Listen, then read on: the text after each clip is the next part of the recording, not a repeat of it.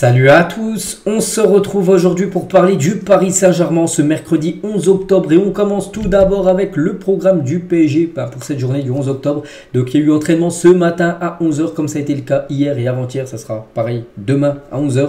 Entraînement à huis clos également ce matin avec les joueurs non convoqués parce qu'on sait qu'il y a beaucoup de joueurs actuellement en sélection, plus de 17 joueurs du PSG sont actuellement avec leur sélection respective durant cette semaine internationale. Il y a des joueurs français, il y a des joueurs portugais, il y a des joueurs brésiliens, il y a beaucoup de joueurs du PSG, donc avec les joueurs non convoqués. Donc il y a eu entraînement bien sûr ce matin à 11 h. Concernant le programme, parce qu'on est en trêve internationale, n'oubliez pas que dans 10 jours, dans J-10, le PSG, on retrouvera la compétition avec un match à domicile contre l'équipe de Strasbourg. Ça sera samedi à 17 h. Ensuite, le mardi, il y aura un PSG AC Milan au programme, 2 rencontres à domicile, puis après un déplacement à Brest pour les 3 prochains matchs de l'équipe parisienne. On continue avec le PSG, on va parler d'une équipe qui a joué hier, c'est le PSG féminin qui jouait hier, un match très important, un match pour se qualifier pour la Ligue des Champions féminine. Et les Parisiennes jouaient hier soir du côté de Manchester United. On va dire un match de barrage. Et du coup, score final 1 partout. C'est le match aller. Il y a le match retour semaine prochaine qui sera mercredi prochain au Parc des Princes, dans le stade, le parc. Bon, ils n'ont pas tout le temps l'habitude de jouer. Enfin, les gros matchs, par exemple, contre Lyon, en début de saison, ils avaient joué aussi au parc. Quand c'est un gros adversaire en face, elles jouent au parc, sinon elles jouent dans leur stade. Donc voilà, 1 partout.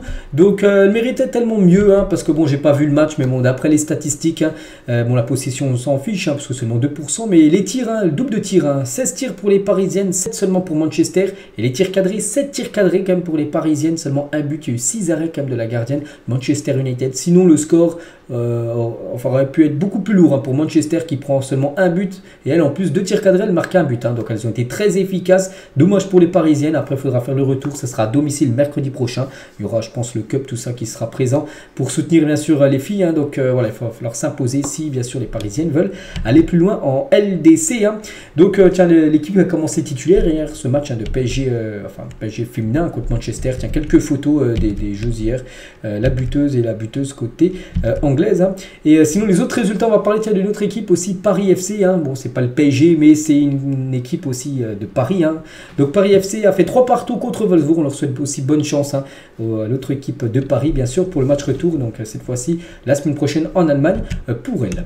On continue les gars, on va parler du campus PSG, donc à l'origine prévu pour cet automne, l'ouverture du nouveau centre d'entraînement du PSG désormais programmée pour le premier semestre de 2024, donc en gros l'inauguration parce qu'actuellement les joueurs bien sûr s'entraînent du côté du nouveau centre d'entraînement du PSG, mais l'inauguration n'a toujours pas été faite. Ça devrait se faire là en automne là, et du coup c'est décalé en premier semestre 2024. Ça peut être février, ça peut être janvier, ça peut être mars, on ne sait pas encore la date exacte, mais bon c'est décalé.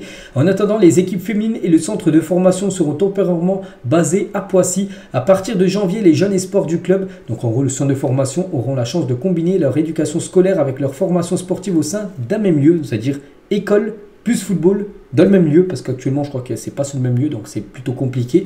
Donc le bâtiment dédié à l'éducation situé au cœur du campus sera le foyer de près de 130 élèves, en gros le centre de formation. Cette initiative constitue une véritable révolution sur laquelle Victoriano Melero travaille activement. Voilà ce qu'il va dire sur ce futur centre d'entraînement, le campus PSG, qui n'est pas encore inauguré. N'oubliez pas que c'est dans le 78 ce centre Poissy, donc on peut voir là tout ce qu'il y a. Il y a aussi l'espace handball et judo, il y a aussi le PSG handball, PSG judo les gars qui est aussi présent dans ce campus. Ils ont leur partie à eux, il y a après la partie du foot, il y a beaucoup de stades, il y a même il y a beaucoup de terrains, il y a même un stade de 3000 places les gars, pourquoi pas des rencontres tout simplement.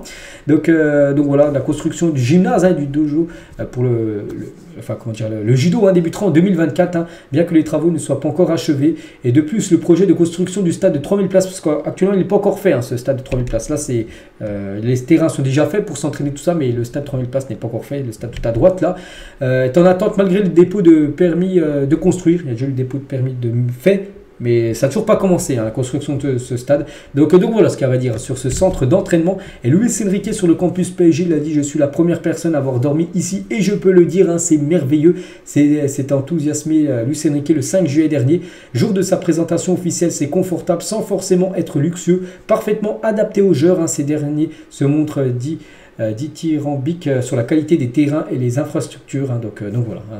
C'est vraiment une grande réussite pour l'instant, ce campus PSG. On continue, on va parler de Marquinhos, donc nommé au Samba d'Or 2023, le trophée récompensant le meilleur joueur et la meilleure joueuse brésilien brésilienne de l'année. Et il est dedans dans la catégorie garçon, tout simplement. Donc il y a lui et aussi Neymar, l'ancien parisien, qui peut aussi prétendre remporter ce titre. Neymar en plus l'a remporté pas mal de fois, le Samba d'or, en gros le meilleur joueur brésilien évoluant en Europe. Donc voilà, ça peut être Marquinhos, ça peut être aussi Neymar. N'oubliez pas que si Neymar est récompensé, c'est par rapport à la saison qu'il a fait du côté du Paris Saint-Germain. Toujours avec Marquinhos, tiens, Marquinhos est bien arrivé au Brésil pour les 2 prochains matchs du Brésil pour se qualifier pour la future Coupe du Monde. Pouce levé, tiens, pour Marquinhos, c'est la même chose pour Ugarte qui a fait le long trajet, Paris jusqu'en Colombie, parce que là il est parti en Colombie direct parce que l'Uruguay joue contre la Colombie. C'est je crois la nuit prochaine ou l'autre nuit après. C'est un match aussi pour se qualifier pour la future Coupe du Monde. Du côté de l'Espagne, Fabien Ruiz avec la Roja. Voilà pour les 2 prochains matchs. Un match important contre l'Écosse. L'Écosse qui a tout gagné ses matchs et joueront contre l'Espagne en Espagne. Je crois que c'est demain ou après-demain le match. Concernant l'équipe de France, donc là je suis sûr c'est après-demain, c'est vendredi le match. Et concernant Lucas Hernandez, le défenseur parisien, est pressenti pour jouer en défense centrale vendredi contre les Pays-Bas. On sait que du côté du PSG, pour l'instant, il joue beaucoup défenseur gauche pour remplacer, on va dire, Nuno Mendes, et pour être en décès tout simplement contre les Néerlandais. Ça sera après-demain. Mbappé rend hommage à Eden Hazard après l'annonce de sa retraite. Pour ceux qui suivent un peu les infos foot, vous avez pu voir qu'Eden Hazard hier a annoncé sa retraite de footballeur professionnel. Et Messi, pas du tout Messi, Mbappé lui a mis un grand Eden merci. Voilà ce qu'il a pu mettre en message tout simplement Mbappé sur son compte Instagram. Eden Hazard, il n'a jamais joué du côté du Paris Saint-Germain, mais un jour il avait échangé après un match contre Lille. Son ancien club où il évoluait comme par exemple en Ligue 1, il avait changé son maillot avec un joueur parisien, c'est pour ça qu'on peut le voir avec un maillot du PSG. C'est vrai que ça a été un joueur qu'on aurait bien voulu voir jouer un jour du côté de Paris, mais bon, c'est plus possible. Membre du conseil d'administration du Real Madrid, en parlant de Mbappé, on espère que Mbappé aura le même raisonnement que Bellingham. J'ai confiance en son arrivée, il atteindra la gloire quand il arrivera au Real Madrid, sinon il déambulera. Il gagnera une Ligue des Champions un jour à Madrid. Voilà ce qu'a pu dire un membre du conseil d'administration du Real par rapport à peut-être l'arrivée de Mbappé du côté du Real. N'oubliez pas qu'il est en fin de contrat, en fin de saison, Mbappé. Toujours avec lui, on dirait que le PSG est moins puissant qu'avant parce qu'il n'a plus d'aussi bons joueurs. Madrid garantit une sécurité, un sérieux qui donne des résultats. Mbappé est né pour jouer au Real Madrid, c'est évident. Et toujours avec ce José Manuel Otero, il a également dit, pour venir, il aurait dû renoncer au bonus très élevé accordé avec le PSG. La quantité qu'il aurait fallu payer un an avant était démesurée. C'est vrai qu'on parlait pratiquement 200 millions d'euros. Du côté du Real, il devait payer cette somme pour attirer Mbappé pour seulement un an de contrat qui lui restait du côté du PSG. Pour lui, c'était trop cher. C'est pour ça que pour le Real, il pourrait l'avoir gratuitement. Enfin, même s'il toucherait une grosse prime à la signature, on sait Mbappé s'il n'a rejoint Madrid l'été prochain. Et Adrien Rabiot tient sur le favori au Ballon d'Or, parce qu'il y a Mbappé qui est concerné dedans. Donc j'entends beaucoup que c'est Messi qui va l'avoir, mais au niveau sportif, cela se jouera entre Kylian Mbappé et Erling Haaland. Dire un des deux serait compliqué, ça dépend sur quoi on se base. Tout le monde n'est jamais d'accord, mais ça sera entre ces deux-là et pas avec Messi, même si Messi c'est le grand favori. N'oubliez pas que le Ballon d'Or c'est dans 19 jours.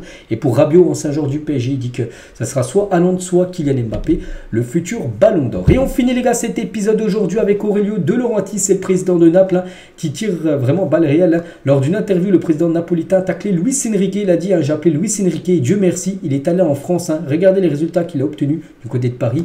Il ne m'avait même pas convaincu lors de la discussion que nous avions eue pendant 3 jours, parce que du côté de Naples, Spalletti qui est l'ancien coach qui avait remporté le championnat, donc il avait dit qu'il voulait arrêter, et du coup Naples cherchait un nouvel entraîneur. Donc vous avez pensé à Luis Enrique avant qu'Enrique soit l'entraîneur du PSG, et De Laurentiis avait parlé pendant plusieurs jours, 3 jours avec Luis Enrique. Il n'avait pas convaincu tout ça, et il dit en gros qu'il a bien fait de ne pas avoir nommé en tant que coach de cette équipe de Naples, en parlant de Luis Enrique. Donc voilà, petite info concernant le coach parisien qui aurait pu être le coach, pourquoi pas, de l'équipe de Naples. Donc voilà les gars ce qu'il y avait à dire aujourd'hui. J'espère que ça vous a plu. On se retrouve demain jeudi bien sûr pour le prochain numéro. Je vous souhaite un bon mercredi et à demain.